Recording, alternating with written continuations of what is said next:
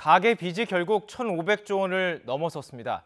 그야말로 한국 경제에 뇌관이 된 모습인데요. 다음 주 한국은행 금융통화위원회 고심은 더욱 깊어질 것 같습니다.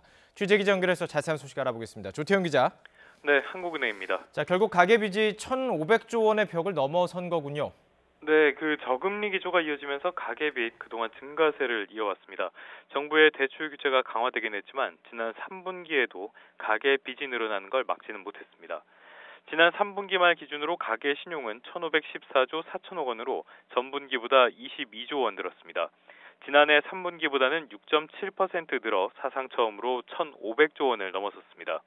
그나마 증가폭 자체는 전분기 24조 원보다는 줄어들었는데요. 증가 속도 자체는 여전히 소득 증가 속도보다 빠릅니다.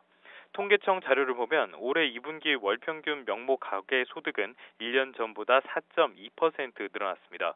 가계소득 증가율은 현 정부가 출범한 지난해 2분기 이후 5%를 넘은 적이 없는데요. 3분기에도 소득 증가율이 가계신용 증가율을 밑돈 것으로 추정됩니다. 한국은행 역시 가계신용 증가세가 소득보다 여전히 빨라 가계부채 부담이 가중되고 있다고 설명했습니다. 세부적으로는 비은행권은 큰 변화가 없었지만 예금은행의 주택담보대출 증가 등의 영향으로 가계대출이 18조 5천억 원 증가했습니다. 신용카드 이용 등을 말하는 수치인 판매 신용의 증가폭은 오히려 확대됐는데요. 전분기보다 3조 6천억 원 늘어난 86조 7천억 원으로 집계됐습니다.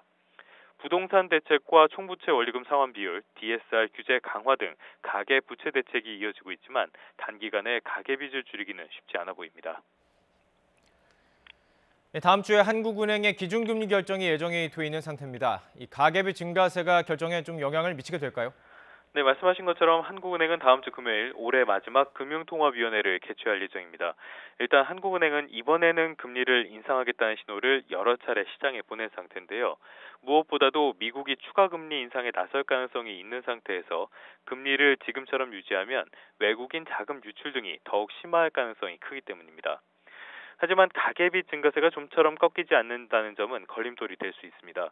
기준금리를 0.25%포인트만 인상해도 대출 이자 부담이 2조 원 넘게 늘어날 것으로 추정되기 때문인데요. 대출자들의 이자 부담이 그만큼 커진다는 뜻입니다. 여기에 국내의 거의 모든 경제 지표가 곤두박질치는 상황인 만큼 이러지도 저러지도 못하는 한국은행의 고민이 더욱 깊어질 수밖에 없게 됐습니다. 지금까지 한국은행에서 YTN 조태현입니다.